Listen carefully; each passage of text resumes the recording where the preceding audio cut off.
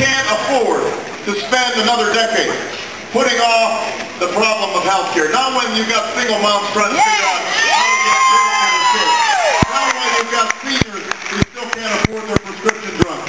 This is our moment. This is our time to once and for all start providing universal health care to every single American, to make sure that we are emphasizing prevention to save money and improve quality of life. And we can do it not 20 years from now or 10 years from now, but by the end of my first term as President of the United States.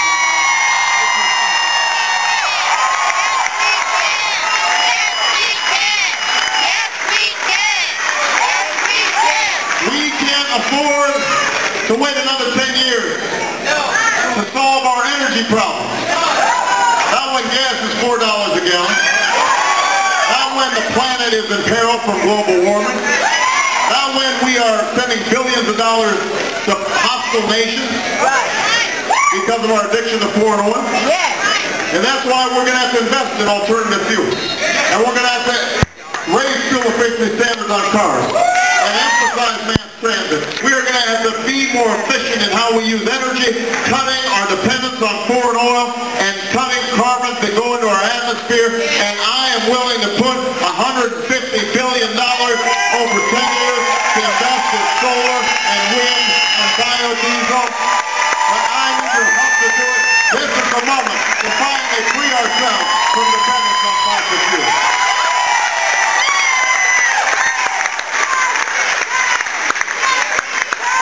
We can't wait another decade to fix our schools.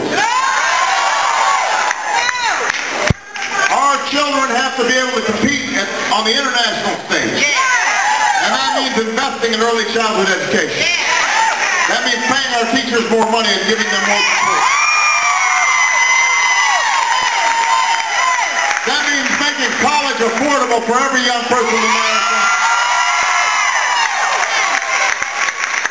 With a $4,000 tuition credit every student every year in exchange for national service. When we invest in the next generation, they invest back in America. That's how this country moves forward. And we can't afford another decade of a foreign policy that has cost us hundreds of billions of dollars, thousands of lives, has alienated us from the world, has been a recruiting poster for terrorists. We cannot afford more George Bush foreign policy.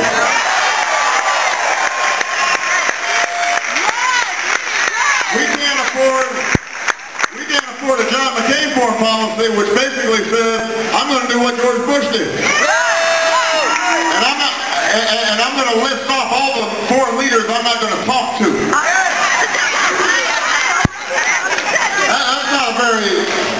That's not a very thoughtful foreign policy. That's not going to bring about greater safety and security. That's not going to advance the strategic interests of America. No. That's why we got to end this war in Iraq. We have to refocus on Afghanistan. We have to crack down on terrorists and loose nuclear weapons. We've got to re-engage diplomacy around the world. We've got to help poor countries build schools and build public health infrastructure and bring an end to the genocide in Darfur. And we have to once again be a model for civil rights and human rights and due process. So we're going to close Guantanamo and restore habeas corpus and obey our Constitution. I don't want to wake up 10 years from now and know that their children are still going hungry in this country. That there are children in barrios and inner cities and reservations around this country that never have a chance because we didn't give them the ladders of opportunity that they need. I don't want to wake up a decade from now and find out that our politics is still about bickering and name-calling and negative ads and wedge issues and dividing us black from white and white from black and Hispanic from... I don't want to raise my children in an environment where the reigning philosophy is you're on your own. Because America's always been at its best when we understand that we are in it together. And that is what this campaign has been all about. Getting us to recognize our common values and our common ideas, our common hopes and our common dreams. You know, the Republicans are going to want to try to make this election about me.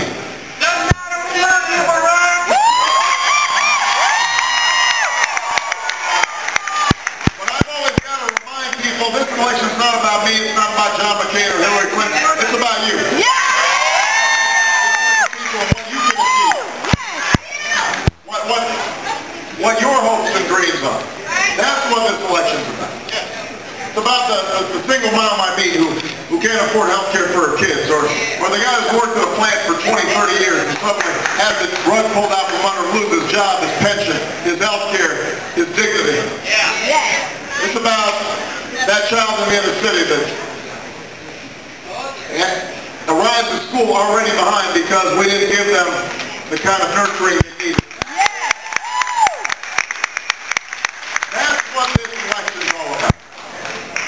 And to the extent it's about me, it's about how my story is your story. Because I wasn't born into fame or fortune. I was born to a teenage mom. My father left when I was 2.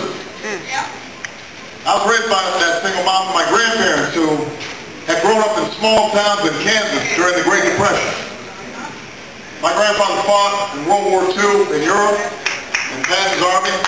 My grandmother stayed home, worked on a bomber assembly line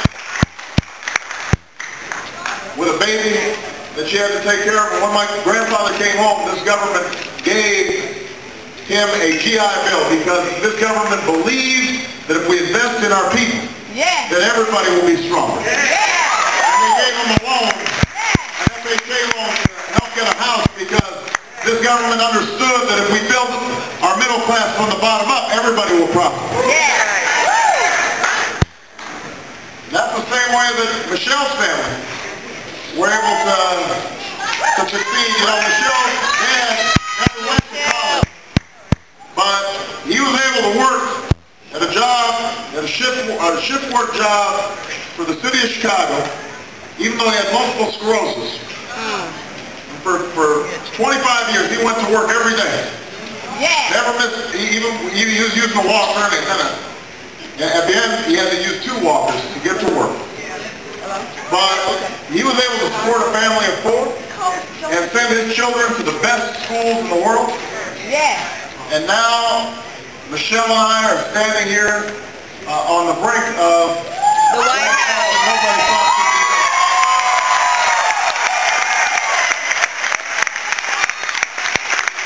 That's our story.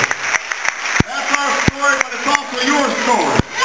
Because all of you have grandparents and parents who struggled and sacrificed to give you a better life. And now it's our generation's turn. See, don't let people tell you that we can't change America. Don't let them tell you that we've got to be cynical. Because there's a moment in the life of every generation where a spirit of hopefulness, a belief, not just in what is, but what might be, has to shine through. This is our moment. This is our time. And if you will keep working on my behalf, if you will not just contribute to this campaign, but knock on doors and make phone calls, I promise you this, we will win Florida. We will win this general election. And then you and I together, we're going to change this country and change the world.